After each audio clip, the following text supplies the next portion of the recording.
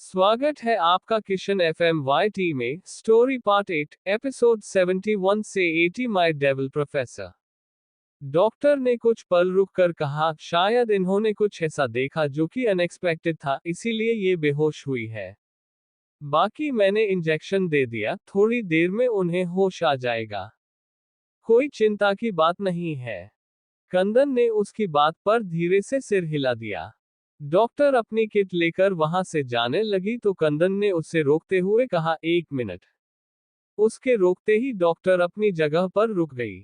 उसने कंदन की तरफ देखा तो कंदन ने बिना किसी भाव के कहा, प्रेगनेंसी वाली बात के अलावा बाहर और कुछ कहने की जरूरत नहीं है। उसकी बात पर डॉक्टर ने कुछ पल रुककर हाँ में सिर हिलाया और वहां से चली गई। कंदन को अब समझ आ रहा था कि साधना बेहोश क्यों हुई है, और उसकी वजह थी दादीसा। दादीसा को देखते ही वो बेहोश हो गई थी, और कंदन नहीं चाहता था कि अभी ये बात बाकी घरवालों को पता चले। डॉक्टर जब बाहर हॉल में आए तो सब लोग उनके कुछ बोलने का इंतजार कर रहे थे। डॉक्टर ने कुछ पल रुककर कहा, वो एक्चुअली मिसेज सूर्यवंशी प्रेग्नेंट है। शायद उनकी प्रेगनेंसी को 3 महीने हो चुके हैं। शायद इसी वजह से उन्हें चक्कर आया और वो बेहोश हो गई। डोंट वरी, मैंने इंजेक्शन दे दिया, थोड़ी देर में उन्हें होश आ जाएगा। अपनी बात कहकर डॉक्टर तो चुप ही गई। पर अब सब घरवाले उनकी बात पर हैरान हो चुके थे। मतलब कंदन और साधना की शादी की अभी 10 दिन भी नहीं हुए और साधना 3 महीने से प्रेग्नेंट है। मतलब कि साधना शादी से पहले ही प्रेग्नेंट थी। वहीं वेदिका को भी टेंशन हो रही थी। मामला अब कुछ ज्यादा ही बिगड़ गया था। सब लोग चुप थे। तृप्ति जी को अपने फैसले पर गुस्सा आ रहा था। आखिर कैसे उन्होंने साधना का बैकग्राउंड चेक करवाए बिना उसे अपने घर की बहू बना लिया। अब दादीसा को भी मौका मिला चुका था। उन्हें अचानक से कुछ याद आया। वो खुद से ही मुस्कुराते हुए धीरे से बोली, ओह, तो ये लड़की उस रात किसी के साथ तो अपनी रात रंगीन कर ही चुकी थी। भले ही ये उन दोनों लड़कियों तान्या और यशवी को मिली नहीं थी, पर हमारा प्लान तो सक्सेस हो ही गया था। हमारे बनाए हुए प्लान के अकॉर्डिंग इसने नशे में किसी के साथ रात रंगीन करी, जिसका फल ये है कि उसका गंदा खून इसके पेट में पल रहा है। कहते हुए उनके होठों पर एक गंदी हंसी थी। उन्होंने सोचा कि शायद कंदन को भी अभी ही पता चला है कि साधना प्रेग्नेंट है, और अगर कंदन को अभी पता चला है तो वो इस लड़की के साथ क्यों ही उम्र भर रहेगा जिसने किसी के साथ एक रात गुजारी हो, और उसी के बच्चे के साथ प्रेग्नेंट भी हो। दादीसा ने ऊंची आवाज में कहा, देखा आप सब ने, यही वजह है कि हम नहीं चाहते कि ऐसे ही कोई भी ऐरी गैरी लड़की हमारे खानदान की बहू बने। वो लड़की जिसे तुमने बिना सोचे समझे हमारे खानदान की बहू बना दिया है, वो पता नहीं किसका गंदा खून अपने पेट में लेकर घूम रही है। उनकी आवाज में गुस्सा साफ झलक रहा था। वहीं अब तृप्ति जी को भी अपने फैसले पर बहुत गुस्सा आ रहा था। एकदम से माहौल अजीब सा बन गया था। वहीं दादीसा की बात कंदन ने सुन की थी। उसने तुरंत हॉल में आते हुए कहा, किसने मेरे खून को गंदा कहा? उसकी आवाज में एक तीखापन था। कंदन की ये बात सुनते ही सब उसे देखने लगे। सबके चेहरे पर हैरानी साफ दिखाई दे रही थी। तृप्ति जी ने इसी हैरानी के साथ कहा, कंदन, तुम्हारा दिमाग खराब हो गया है। तुम कहना चाहते हो कि साधना की कोख में तुम्हारा बच्चा है? तुम उसे मुश्किल से 10 दिन पहले मिले हो और वो लड़की 3 महीने से प्रेग्नेंट है। किस वजह से तुम उसके पाप को अपना नाम दे रहे हो? इस वक्त तृप्ति जी भी काफी गुस्से में थी। आखिर उन्हें तो अपने बेटे के लिए एक बड़े घर की अच्छी और पाक लड़की चाहिए थी। उनकी नजर में कामना एक अमीर घर की अच्छी लड़की थी। पर वो शादी से भाग गई तो उन्होंने साधना को चुना था। पर यहाँ तो साधना का सच जानने के बाद उनका दिमाग खराब हो गया था। सब लोग कंदन का चेहरा देख रहे थे। कंदन ने बिना किसी भाव के कहा, वो मेरी बीवी है, मेरे होने वाले बच्चे की माँ। अगर किसी ने भी उसके बारे में कुछ भी अनाप शनाप बोला तो मैं भूल जाऊंगा कि मेरा उससे कोई रिश्ता है। अपनी बात कहने के बाद कंदन वहां से जाने लगा। तभी सूरज जी ने गुस्से में कहा, कंदन वो लड़की इस घर में नहीं रहेगी। और अगर तुम उसके साथ रहना चाहते हो तो तुम भी महल से बाहर जा सकते हो।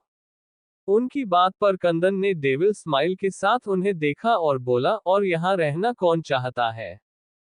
कहकर कंदन डेविल स्माइल करते हुए वहां से चला गया। उसे पता था कि ऐसा ही कुछ होगा जब सबको साधना की प्रेगनेंसी के बारे में पता चलेगा। पर उसे कोई परवाह थी भी नहीं किसी की। यहाँ तृप्ति जी सीधा सोफे पर गिर गई। सारिका ने तुरंत उन्हें संभल लिया। तृप्ति जी ने अपने सिर पर हाथ रख लिया था। वहीं दादीसा को अब बहुत गुस्सा आ रहा था।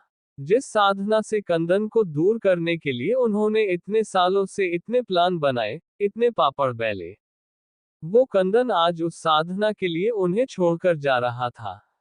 अपनी बात कहने के बाद कंदन वहां से जाने लगा।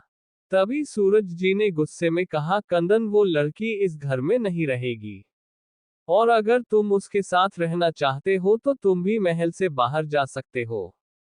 उनकी बात पर कंदन ने डेविल स्माइल के साथ उन्हें देखा और बोला, और यहाँ रहना कौन चाहता है? कहकर कंदन डेविल स्माइल करते हुए वहां से चला गया। उसे पता था कि ऐसा ही कुछ होगा जब सबको साधना की प्रेगनेंसी के बारे में पता चलेगा। पर उसे कोई परवाह थी भी नहीं किसी की। यहाँ तृप्ति जी सीधा सोफे पर गिर गई। सारिका ने तुरंत उन्हें संभल लिया। तृप्ति जी ने अपने सिर पर हाथ रख लिया था। वहीं दादीसा को अब बहुत गुस्सा आ रहा था। जिस साधना से कंदन को दूर करने के लिए उन्होंने इतने सालों से इतने प्लान बनाए, इतने पापड़ बेले, वो कंदन आज उस साधना के लिए उन्हें छोड़कर जा रहा था। शाम को करीब 4 बजे साधना की आंख एकदम से खुली। उसने कुछ पल सीलिंग की तरफ देखा। फिर उसने इधर उधर देखा। साधना देखने से ही समझ गई थी कि इस वक्त वो सूर्यवंशी विला में थी। साधना धीरे से उठकर बैठी। तभी उसे याद आया कि वो सुबह दादीसा को देखते ही बेहोश हो गई थी। साधना ने धीरे से अपने सिर पर हाथ रख किया। तभी कंदन रूम में आया। उसके हाथ में इस वक्त खाने की प्लेट थी। साधना ने तुरंत उसकी तरफ देखा। कंदन ने खाने की प्लेट बेड के साइड टेबल पर रखी और खुद साधना के पास बैठ गया। साधना ने उसे देखते हुए कहा, वो हमारी दादीसा।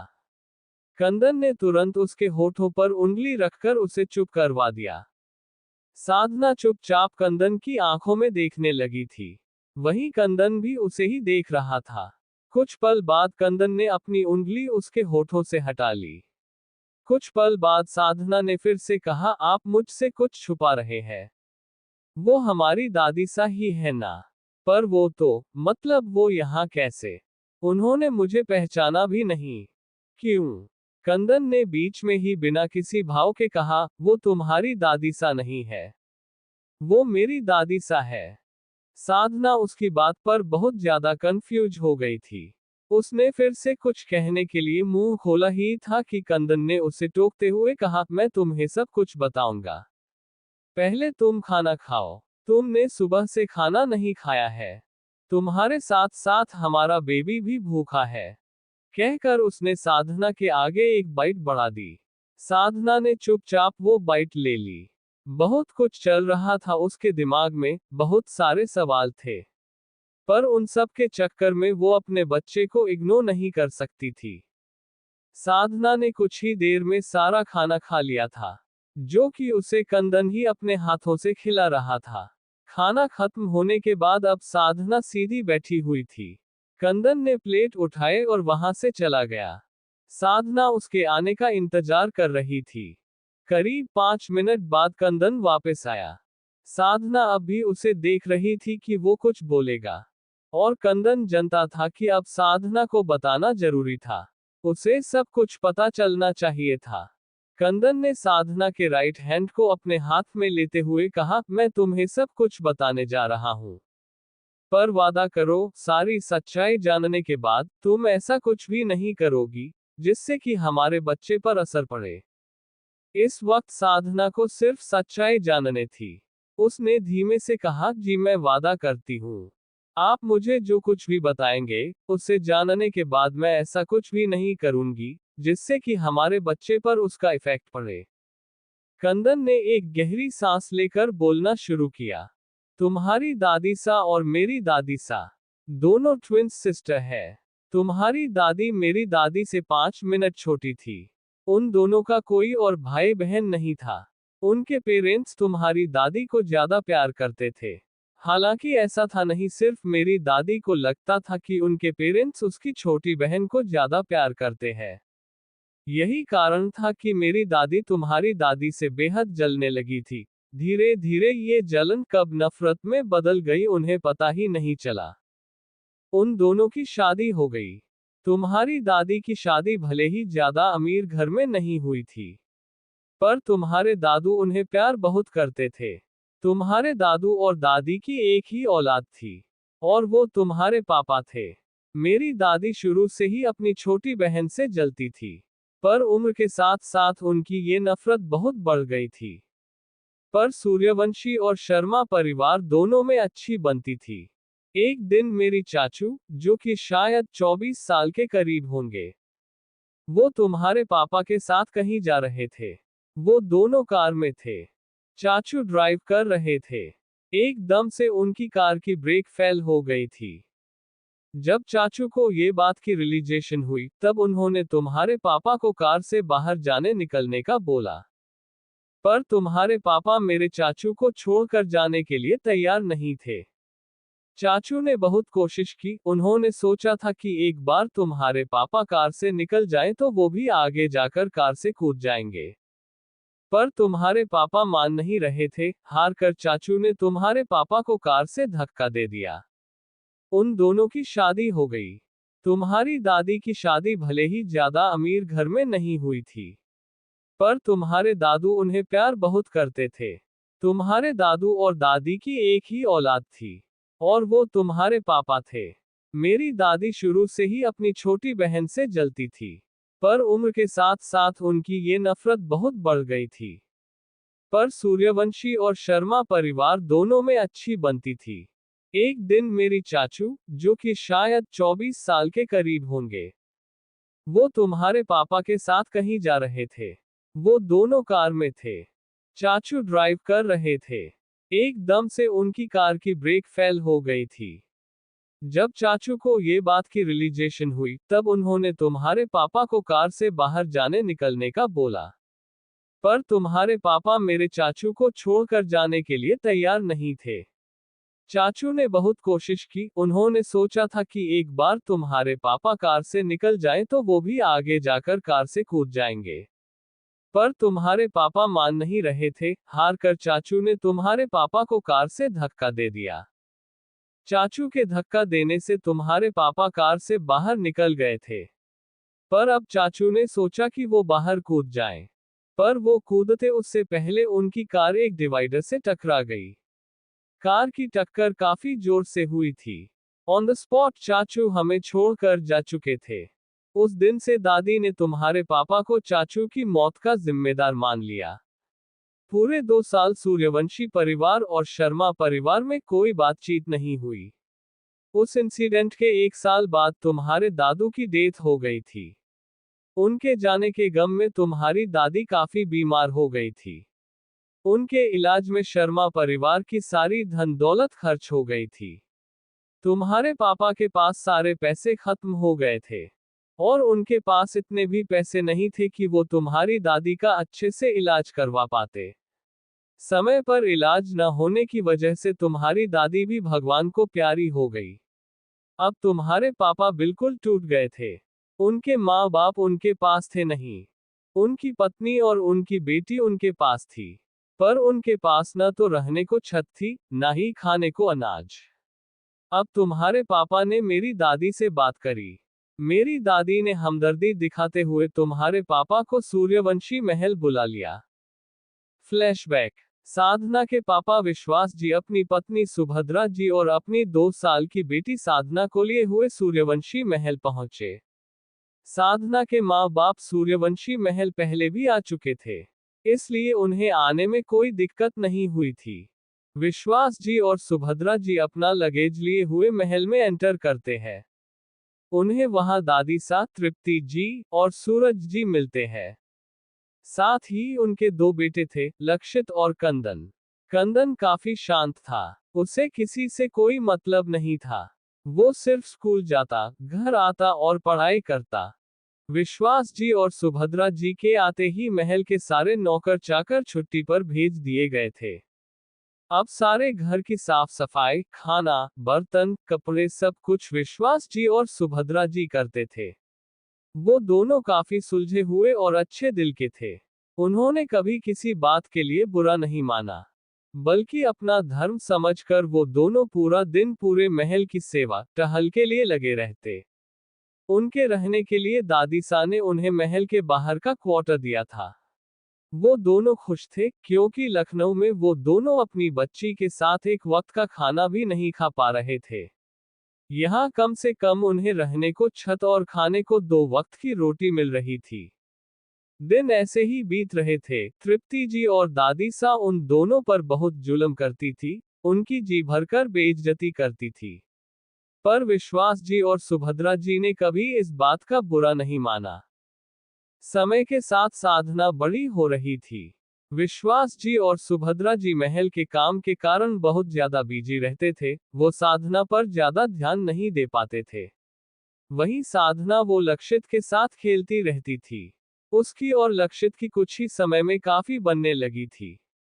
पर कंदन ने कभी भी साधना की तरफ ध्यान नहीं दिया था। वो काफी सीरियस था अपनी पढ़ाई को लेकर। उसे इधर उधर ध्यान देने के लिए टाइम ही नहीं मिलता था। साधना धीरे धीरे बड़ी हो रही थी। वेदिका जब भी सारिका और अनिरुद्ध के साथ यहाँ आती थी, साधना उसके साथ खूब खेला करती थी।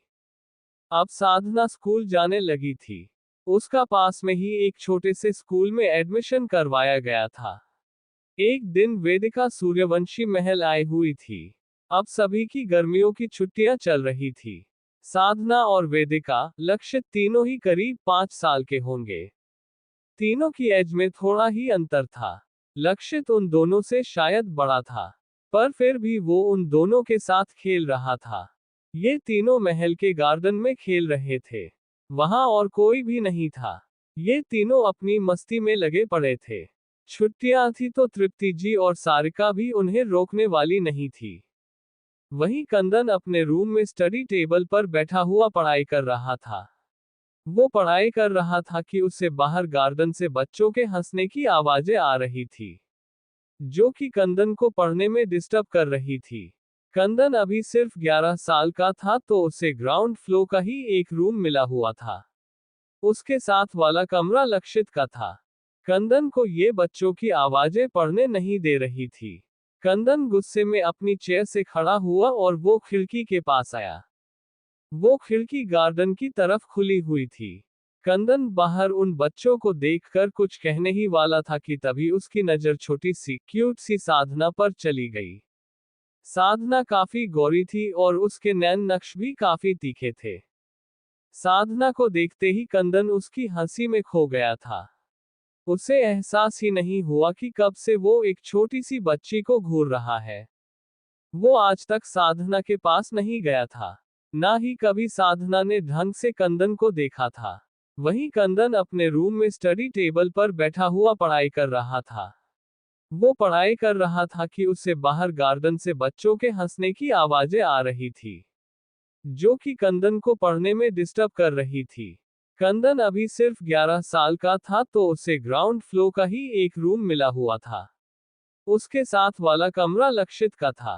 कंदन को ये बच्चों की आवाजें पढ़ने नहीं दे रही थी।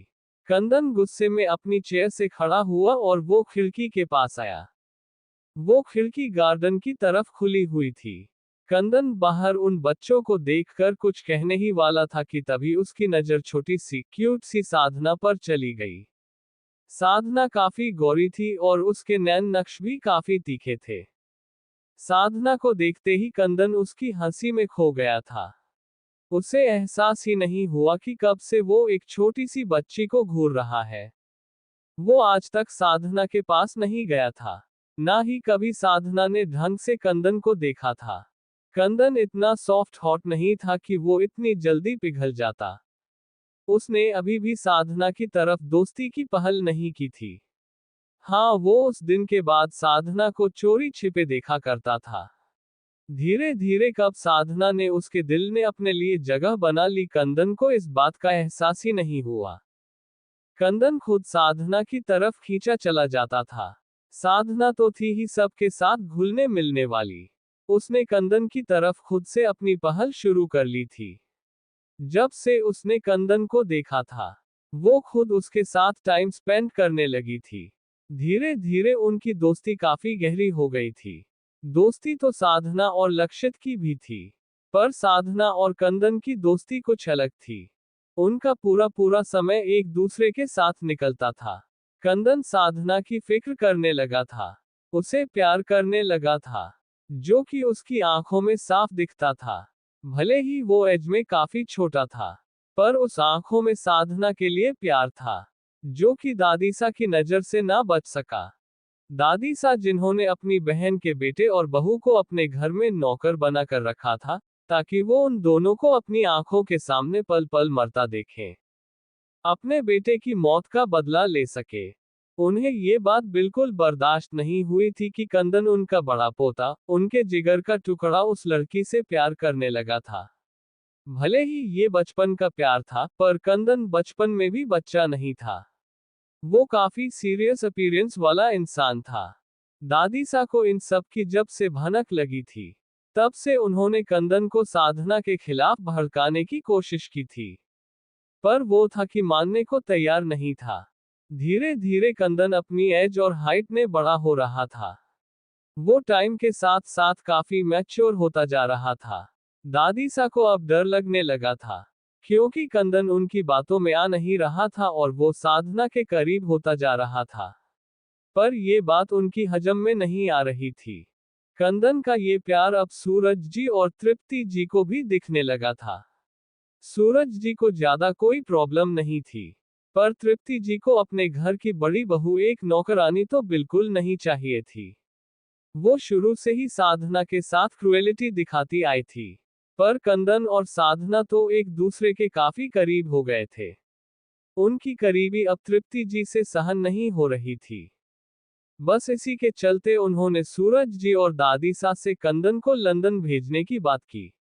सूरज जी खुद चाहते थे कि उनका बेटा अपनी हायर स्टडी फॉरेन से करे और फिर वापसी इंडिया आकर वो अपना बिजनेस संभाले।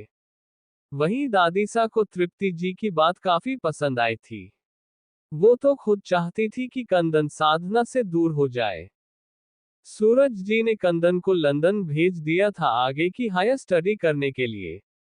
कंदन जाना तो नहीं चाहता था, पर उसका जाना भी जरूरी था। उसे अपनी लाइफ में कुछ हासिल करना था, अपनी एक अलग पहचान बनानी थी उसे। वो अपने बाप के नाम और अपने सरनेम के बल पर कुछ नहीं लेना चाहता था। कंदन साधना से जल्दी लौटने का वादा करके लंदन चला गया था। उसके जाने के बाद साधना और उसके पेरेंट्स की जिंदगी और भी ज्यादा जहनुम हो गई थी। तृप्ति जी और दादीसा उन तीनों को बहुत परेशान करने लगी थी, पर मजाल थी कि कभी उन तीनों में से किसी ने उफ भी की हो। साधना 12 साल की हो गई थी। 10 सालों से विश्वास जी अपनी मासी के यहाँ रह रहे थे। हालांकि वो काम करते थे, पर विश्वास जी समझते थे कि उनकी मासी उन पर और उनके परिवार पर रहम कर रही है। आखिर उन्होंने बुरे वक्त में उनका इतना साथ दिया। उन्हें रहने के लिए छत मिल गई, खाने को खाना, उनकी बेटी की पढ़ाई अच्छी चल रही थी। बस इसके आगे उन्हें कोई परवाह नहीं थी। करीब कंदन के जाने के 6 महीने बाद आज साधना की दादी की डेथ एनिवर्सरी थी। इसलिए विश्वास जी और सुभद्रा जी साधना के साथ अपने गांव लखनऊ जाने वाले थे। मौसम खराब हो सकता है ये कहकर दादीसा ने उन्हें अपनी एक कार देकर भेजा था। विश्वास जी अपनी मासी का एहसान समझकर कार लेकर अपनी पत्नी और बेटी के साथ महल से निकल गए। दादीसा भी कुछ ही देर में वहां से चली गई थी। कंदन साधना से जल्दी लौटने का वादा करके लंदन चला गया था। उसके जाने के बाद साधना और उसके पेरेंट्स की जिंदगी और भी ज्यादा जहनुम हो गई थी। तृप्ति जी और दादी सा उन तीनों को बहुत परेशान करने लगी थी। पर मजाल थी कि कभी उन तीनों में से किसी ने उफ भी की हो। साधना 12 साल की हो गई थी। 10 सालों से विश्वास जी अपनी मासी के यहाँ रह रहे थे। हालांकि वो काम करते थे, पर विश्वास जी समझते थे कि उनकी मासी उन पर और उनके परिवार पर रहम कर रही है। आखिर उन्होंने बुरे वक्त में उनका इतना साथ दिया। उन्हें रहने के लिए छत मिल गई, खाने को खाना, उनकी बेटी की पढ़ाई अच्छी चल रही थी। बस इसके आगे उन्हें कोई परवाह नहीं थी। करीब कंदन के जाने के 6 महीने बाद आज साधना की दादी की डेथ एनिवर्सरी थी।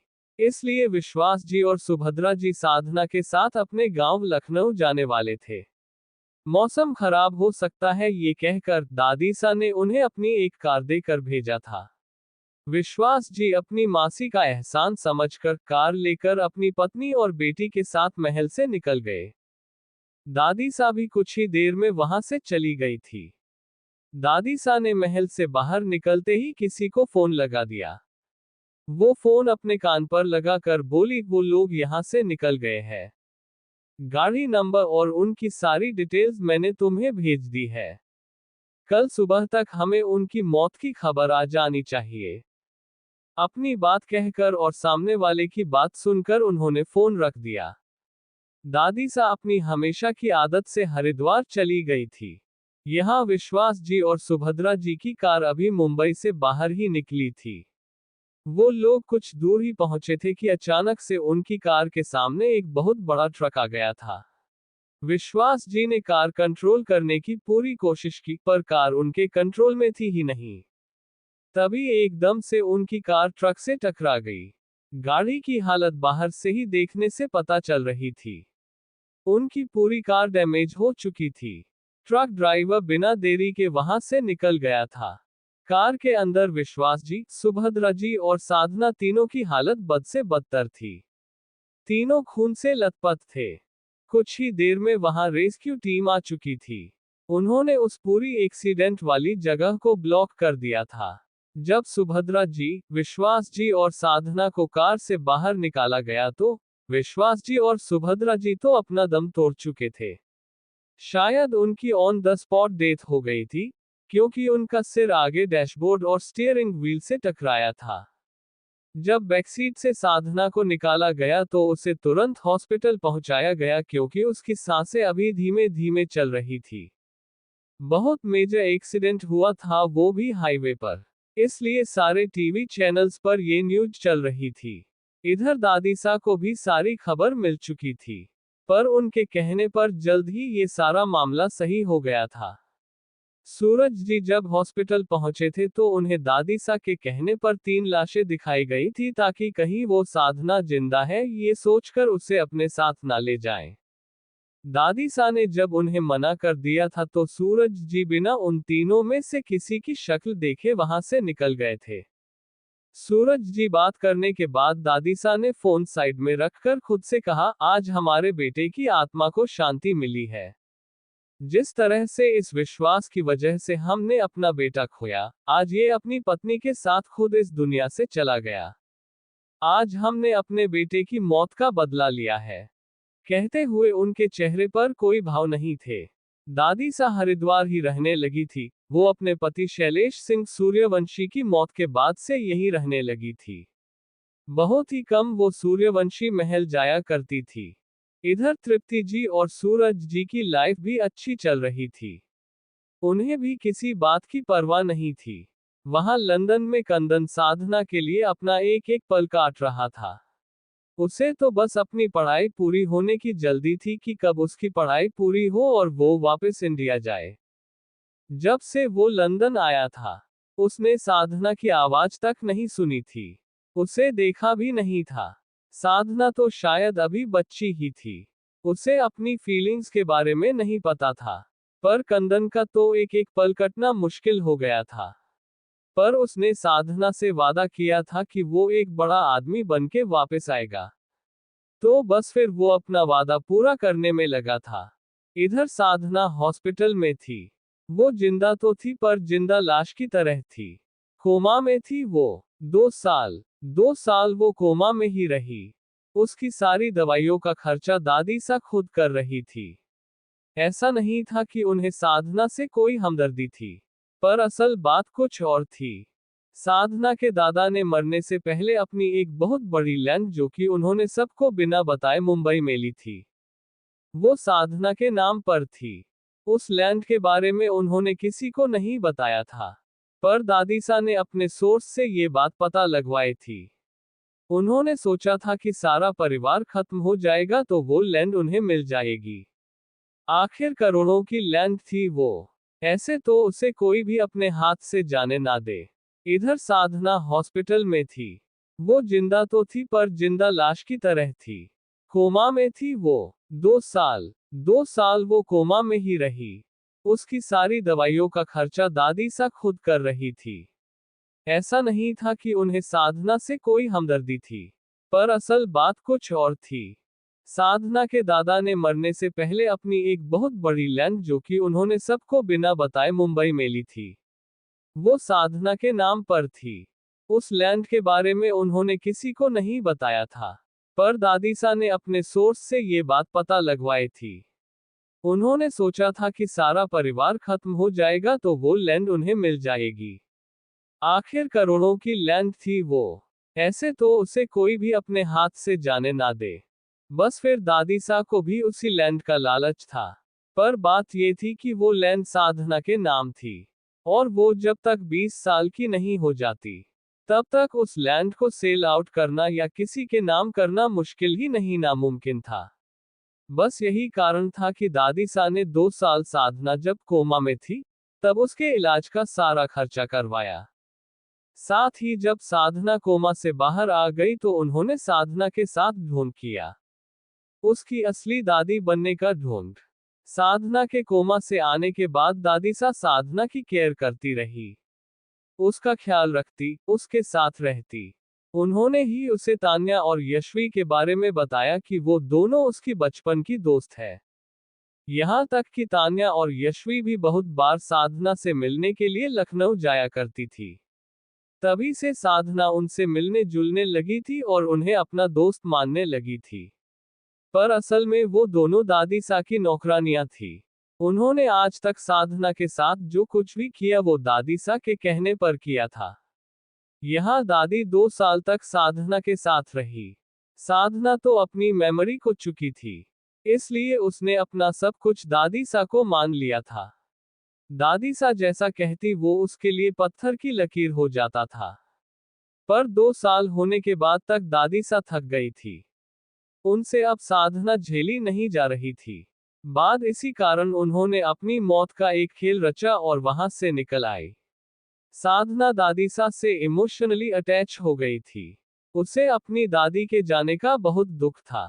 पर धीरे धीरे वो अपनी पढ़ाई पर ध्यान देने लगी थी। वो कॉलेज जाने लगी थी।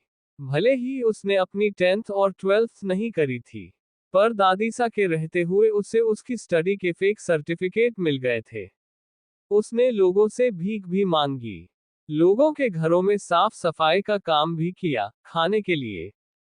वो बहुत मुश्किल से सो गुजारा करती थी, पर उसने कभी हार नहीं मानी। वो अपने लिए लड़ती रही। यहाँ कंदन ने साधना को पूरे मुंबई में छान मारा, पर वो कहीं नहीं मिली। उसने हर पॉसिबल ट्राई किया पर वो नहीं मिली।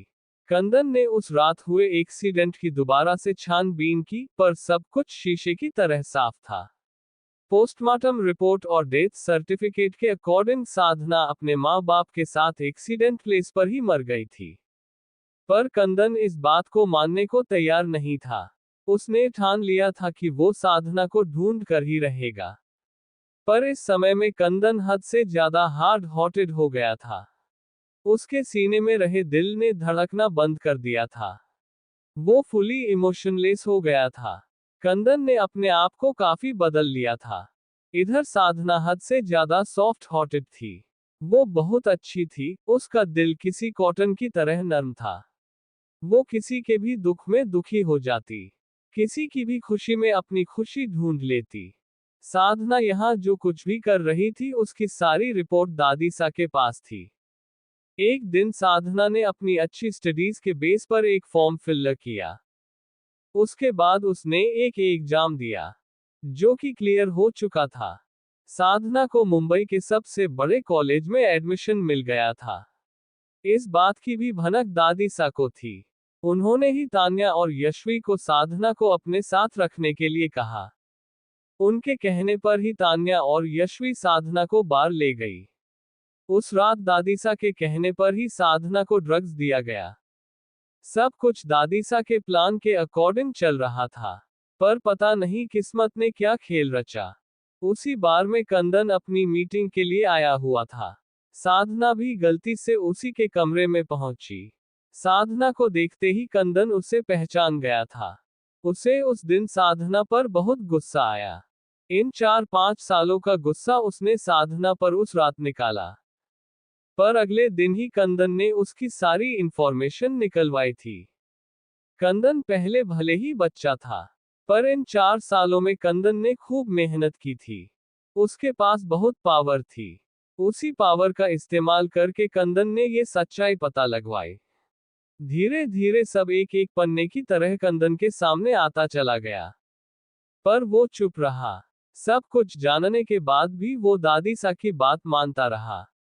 उसने शादी के लिए हाँ की, पर सिर्फ इसलिए क्योंकि उसके पास नाम था, शोहरत थी, पैसा था, पावर थी। पर उसकी कंपनी जिसे वो इतने सालों से रन कर रहा था, उसके चाचू की कंपनी, वो उसके नाम नहीं थी। कंदन जानता था कि शादी से पहले दादीसा उससे ये कंपनी नहीं देंगी। बस इसीलिए वो चुप था। पर कंदन ने ऐसा खेल रचा कि कंपनी भी उसे मिली और साधना भी। Flashback and. उसे उस दिन साधना पर बहुत गुस्सा आया। इन 4-5 सालों का गुस्सा उसने साधना पर उस रात निकाला।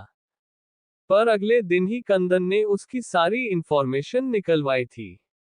कंदन पहले भले ही बच्चा था, पर इन 4 सालों में कंदन ने खूब मेहनत की थी। उसके पास बहुत पावर थी। उसी पावर का इस्तेमाल करके कंदन ने ये सच्चाई पता लगवाई। धीरे धीरे सब एक एक पन्ने की तरह कंदन के सामने आता चला गया। पर वो चुप रहा। सब कुछ जानने के बाद भी वो दादी सा की बात मानता रहा। उसने शादी के लिए हाँ की, पर सिर्फ इसलिए क्योंकि उसके पास नाम था, शोहरत थी, पैसा था, पावर थी। पर उसकी कंपनी जिसे वो इतने सालों से रन कर रहा था, उसके चाचू की कंपनी, वो उसके नाम नहीं थी। कंदन जानता था कि शादी से पहले दादीसा उससे ये कंपनी नहीं देंगी। बस इसीलिए वो चुप था। पर कंदन ने ऐसा खेल रचा कि कंपनी भी उसे मिली और साधना भी। Flashback and. सारी बात जानने के बाद भी साधना बिल्कुल चुप थी। वो कुछ रिएक्ट नहीं कर रही थी, या फिर उसे समझ नहीं आ रहा था कि वो कैसे रिएक्ट करे। कंदन कुछ पल साधना के गुमसुम चेहरे को देखता रहा। फिर उसने एकदम से साधना को अपने सीने से लगा लिया।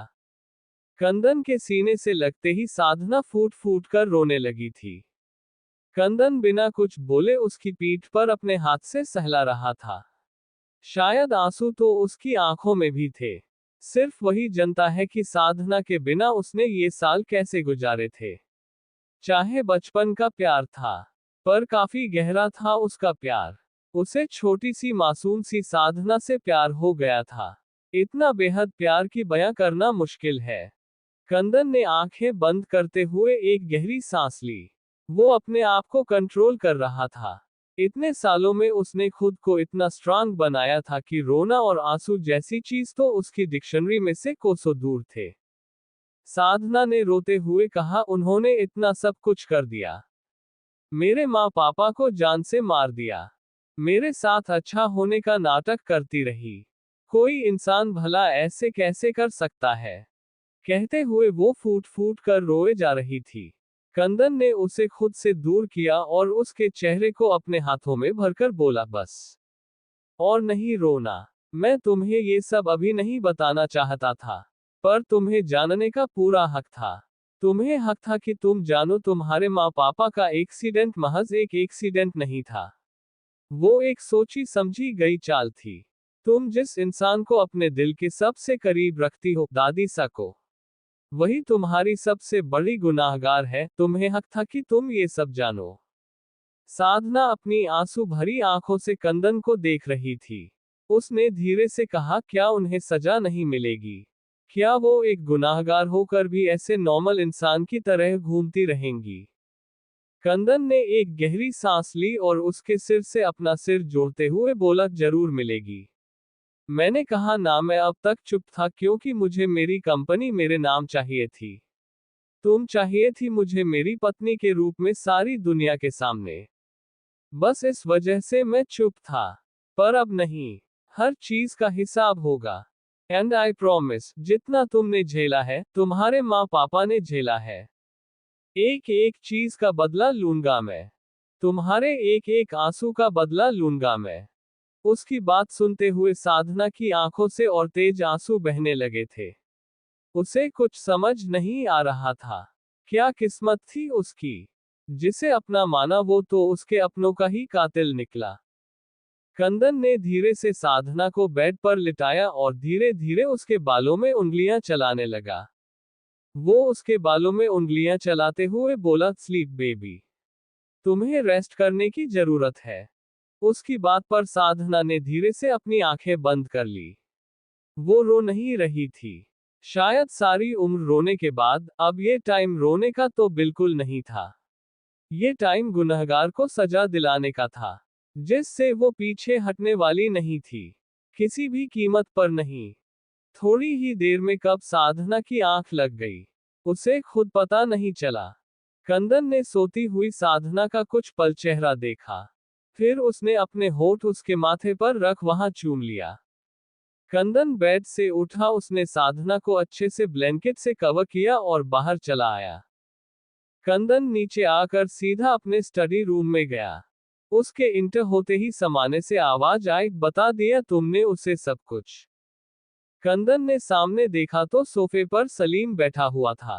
कंदन ने उसकी बात का कोई जवाब नहीं दिया और आकर सीधा अपनी हेड चेयर पर बैठ गया। सलीम तुरंत सोफे से उठा और कंदन के सामने चेयर पर बैठते हुए बोला, चुप हो। मतलब हाँ कि तुम साधना को सब कुछ बता चुके हो। फिर एक गहरी सांस लेकर उसने कहा, ई होप साधना के माइंड पर ये बात ज्यादा इफेक्ट ना करे। ई मीन ई नो की बात इतनी बड़ी है कि नॉर्मल इंसान के भी दिमाग में घर कर जाए।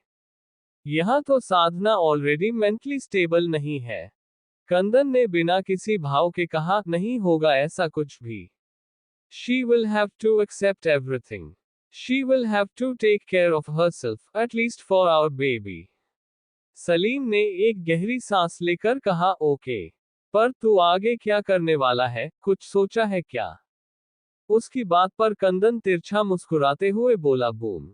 बस एक धमाका और सब कुछ खत्म। कहते हुए उसके चेहरे पर वो तिरछी मुस्कान बनी हुई थी।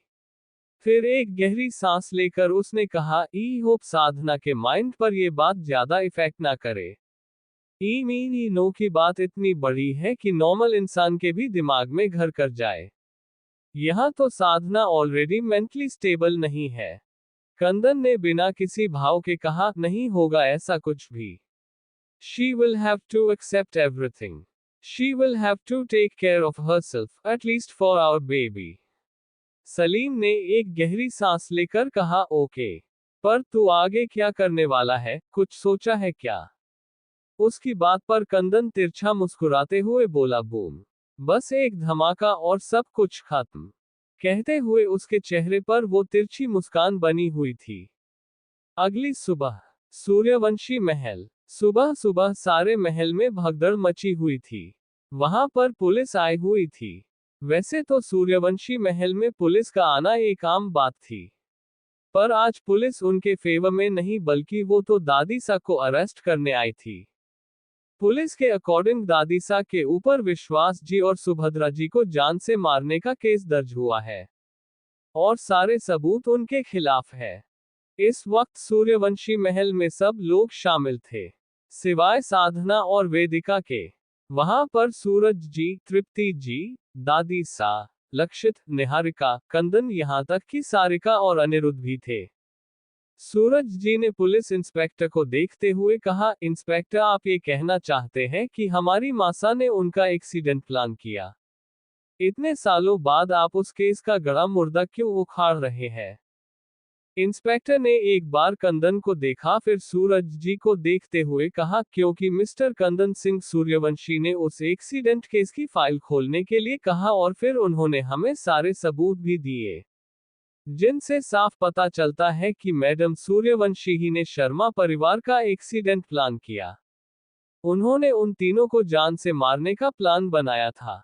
पर फॉर्चुनेटली उनकी बेटी आपकी बहू मिस्टर कंदन सिंह सूर्यवंशी की वाइफ मिसेज साधना कंदन सिंह सूर्यवंशी उस एक्सीडेंट में जिंदा बच गई थी। उनकी बात सुनते ही वहां मौजूद हर इंसान के पैरों तले जमीन खिसक गई थी। तृप्ति जी ने तुरंत कहा, नहीं ऐसा नहीं हो सकता। फिर उन्होंने कंदन को देखते हुए कहा, ऐसा नहीं है ना कंदन, बोल दो कि यह सब झूठ है। कंदन ने बिना किसी भाव के कहा, आपको लगता है कि ये सारे प्रूफ झूठे हैं? आपको लगता है कि ये पुलिस ये सब सबूत ये सब एक नाटक है? अगर आपको ऐसा लगता है तो फॉर योर काइंड इंफॉर्मेशन आप गलत सोच रही है। कंदन की बात पर अब सबको इतना तो यकीन हो गया था कि ये सब की नाटक या फिर झूठ तो नहीं था। पुलिस में से एक लेडी कांस्टेबल दादीसा के पास आए और उसने उन्हें हथकड़ी पहना दी। दादीसा जो कब से शांत थी वो अब चिल्लाते हुए बोली, छोड़ो मुझे, मैंने कुछ नहीं किया। मैंने कहा ना, मैंने कुछ नहीं किया। कहते हुए वो अपने आप को छुड़ाने की कोशिश कर रही थी। इधर सूरज जी ने कस के अपने हाथों की मुट्ठी बना ली थी। अभी वो कुछ नहीं कर सकते थे क्योंकि सारे सबूत उनकी मासा के खिलाफ थे। कुछ ही देर में पुलिस उन्हें वहां से लेकर जा चुकी थी। इधर सारे परिवार को दादी सा ने जो भी आज तक साधना के साथ किया था उसके बारे में पता चल गया था। उन्होंने साधना को 2 साल तक धोखे में रखा। फिर उसके मुंबई आने पर उसे बार में ड्रग्स दी गई। वो साधना की इज्जत के साथ खेलना चाहती थी। सब कुछ खराब हो गया था। एक हंसता खेलता परिवार दादी सा की वजह से 6 साल पहले खराब हो गया था। और आज उनकी उस गलती के कारण, गलती नहीं गुनाह के कारण उनका खुद का हंसता खेलता परिवार बर्बाद हो गया था। कंदन कुछ पल वहां रहा जिसके बाद वो वहां से निकल गया। उसे भी कॉलेज जाना था। इधर साधना भी आज काफी दिनों बाद कॉलेज आई हुई थी। इतना कुछ हो गया था आज सूर्यवंशी महल में, पर उसे कहाँ इन चीजों के बारे में पता था। वो तो अपनी फ्रेंड्स और वेदिका के साथ बैठी हुई अपनी और कंदन की अरेंज मैरिज के किस्से सुना रही थी। तभी उसकी एक फ्रेंड ने कहा, यार साधना, इतने हॉट और सेक्सी प्रोफेसर से तो तुमने शादी कर ली, अब हमारा क्या होगा? यू नो वॉट, सिर्फ हमारी क्लास ही नहीं पूरे कॉलेज की लड़कियां कंदन सर के पीछे पागल है। पर किस्मत तो तुम्हारी है जो तुम उनकी शादी में गई और उनसे तुम्हारी शादी हो गई।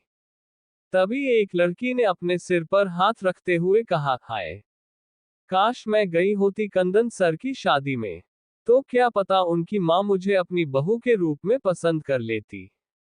उसकी बात पर सब लड़कियां हंसने लगी थी। खुद साधना भी उन लड़कियों की बात पर हंस रही थी। आज कॉलेज में साधना को एक अलग ही ट्रीटमेंट मिल रहा था। आखिर वो वहां के सबसे रिचेस्ट प्रोफेसर की वाइफ जो थी। साधना और वेदिका की अब क्लास का टाइम होने वाला था, इसलिए वो दोनों अपनी बाकी कॉलेज फ्रेंड्स को बाय बोलकर गार्डन से क्लास की तरफ जाने लगी। साधना और वेदिका अपनी बातों में लगी हुई आगे बढ़ रही थी। साधना का पूरा ध्यान वेदिका की बातों में था कि वो चलते हुए किसी से टकरा गई। साधना टकराने की वजह से गिरने को हुई कि जिस इंसान से वो टकराई थी उसने उसे कमर से पकड़ते हुए संभाल लिया। उसकी बात पर सब लड़कियां हंसने लगी थी। खुद साधना भी उन लड़कियों की बात पर हंस रही थी। आज कॉलेज में साधना को एक अलग ही ट्रीटमेंट मिल रहा था। आखिर वो वहां के सबसे रिचेस्ट प्रोफेसर की वाइफ जो थी।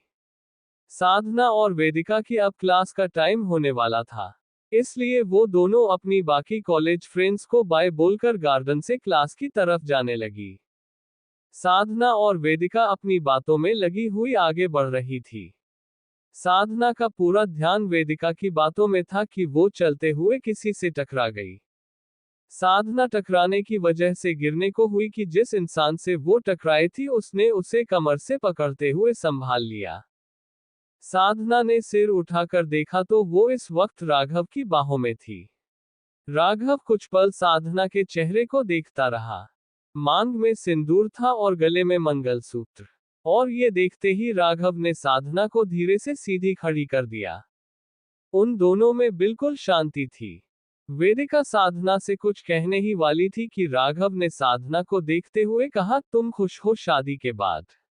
ई मीन सडनली तुम्हारी शादी कंदन सर से हो गई। तुम खुश हो ना? कहते हुए राघव साधना को पूरे तरीके से ऑब्जर्व कर रहा था। साधना ने सिर झुकाते हुए धीरे से कहा, जी हम बहुत खुश हैं। वो हमारा बहुत ख्याल रखते हैं। साधना की बात सुनते ही राघव ने अपनी आंखें बंद कर ली थी। प्यार था उससे, बेशुमार था। पर अगर उसकी मोहब्बत अपनी शादीशुदा जिंदगी में खुश है तो वो उसे परेशान करने वाला तो बिल्कुल भी नहीं था। राघव ने धीरे से कहा, अच्छा हुआ आज तुम कॉलेज आ गई। मैं आज रात की फ्लाइट से न्यूयॉर्क जा रहा हूँ। पर जाने से पहले एक बार तुमसे मिलना चाहता था। तुम्हारी खुशी देखना चाहता था। फिर उसने कुछ पल रुक कर कहा, साधना मैं तुमसे बहुत प्यार करता हूँ और शायद मरते दम तक करता रहूंगा। मैं तुम्हें बहुत पहले से बताना चाहता था। पर कभी बता नहीं पाया। शायद किस्मत नहीं चाहती थी कि तुम मेरी जिंदगी में मेरी बनकर आओ। साधना को समझ नहीं आ रहा था कि वो राघव को क्या जवाब दे। तभी फिर राघव ने कहा, पर मैं तुम्हें कभी भूल नहीं सकूंगा। तुम ही हो जिसने मुझे जीना सिखाया है। तुम्हारे आने से पहले मैं पता नहीं कौन सी जिंदगी जी रहा था। पर तुम्हारे आने के बाद मुझे पता चला कि असल जिंदगी किसे कहते हैं। तुम खुश हो, अच्छी बात है। पर अगर तुम्हें कभी भी किसी के सहारे की जरूरत पड़े तो याद रखना, ये तुम्हारा आवारा आशिक हमेशा तुम्हारा आशिक बन के तुम्हारे पीछे रहेगा। Good bye. अपनी बात कहने के बाद राघव कुछ साधना को देखता रहा। पर साधना बिल्कुल ब्लैंक हो चुकी थी। उसे समझ नहीं आ रहा था कि वो क्या बोले। साधना ने अपना सिर झुकाया हुआ था। राघव साधना की तरफ देखते हुए अपने कदम पीछे ले रहा था। वहीं साधना भी अब सिर उठाकर उसे ही देख रही थी।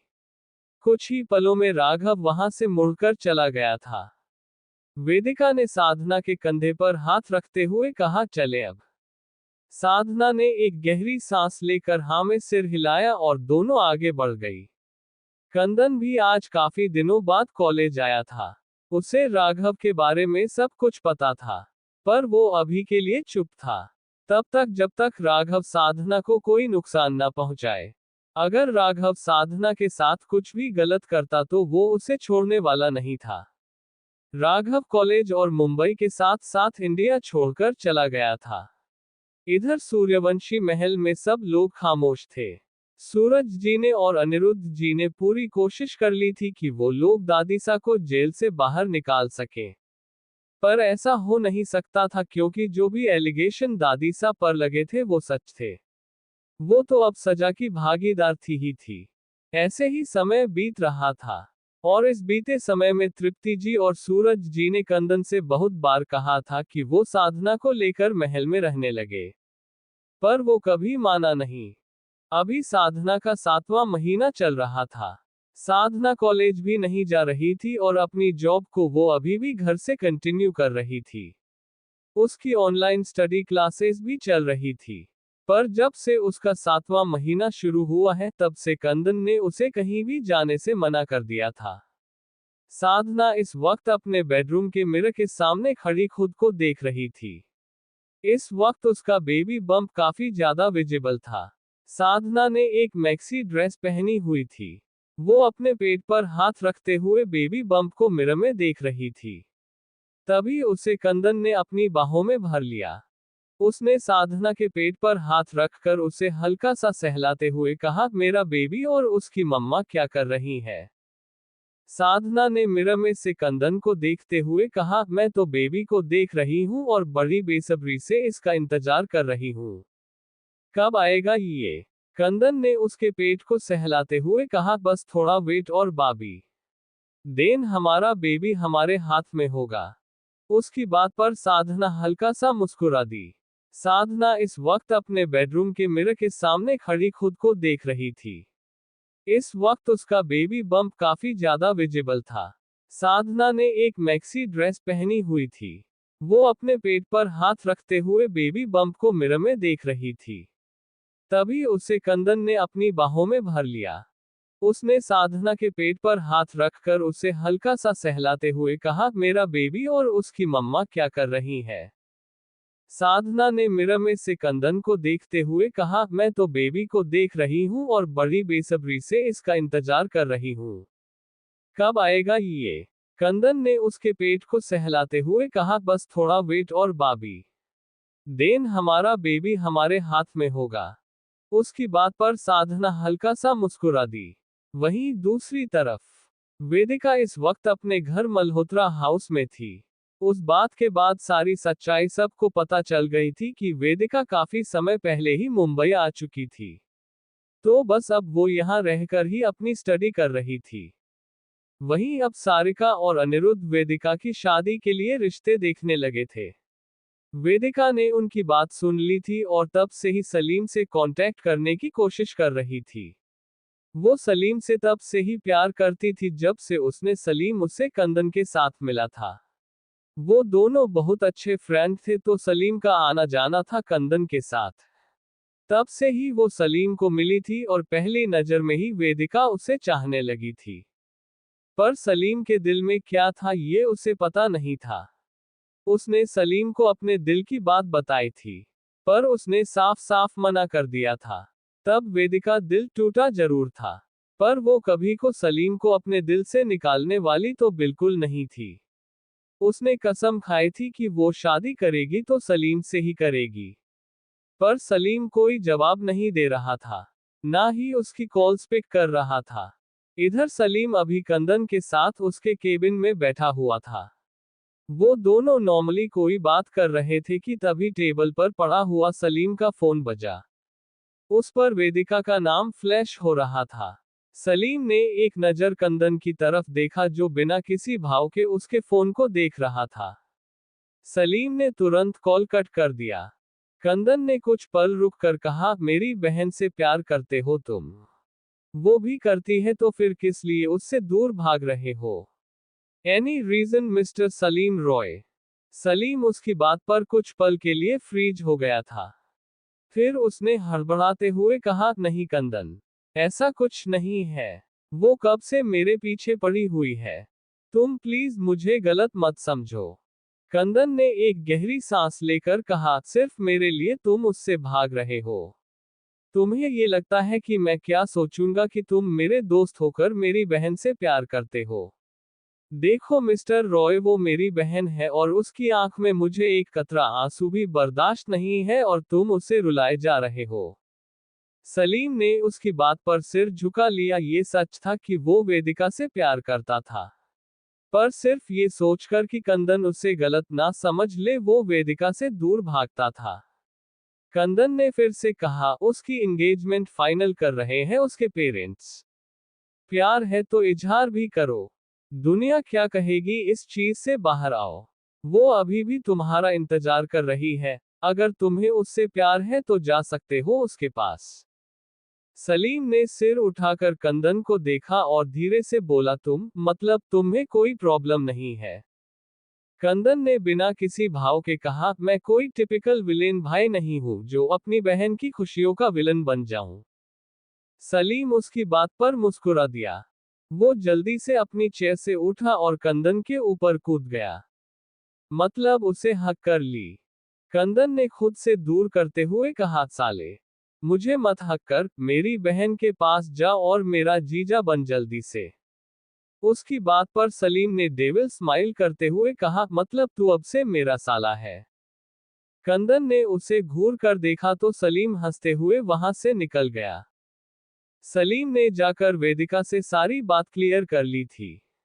उसने वेदिका से अपने दिल की बात कर दी थी।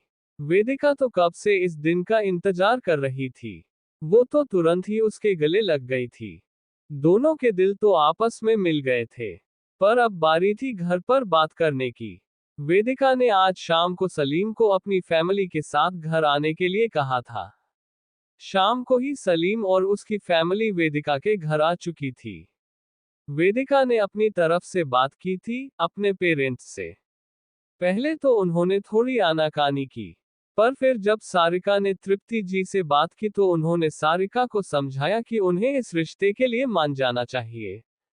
ऐसे ना हो कि जैसे आज वो अपने बेटे को खो चुकी है वैसे ही सारिका और अनिरुद्ध अपनी इकलौती बेटी खो दें।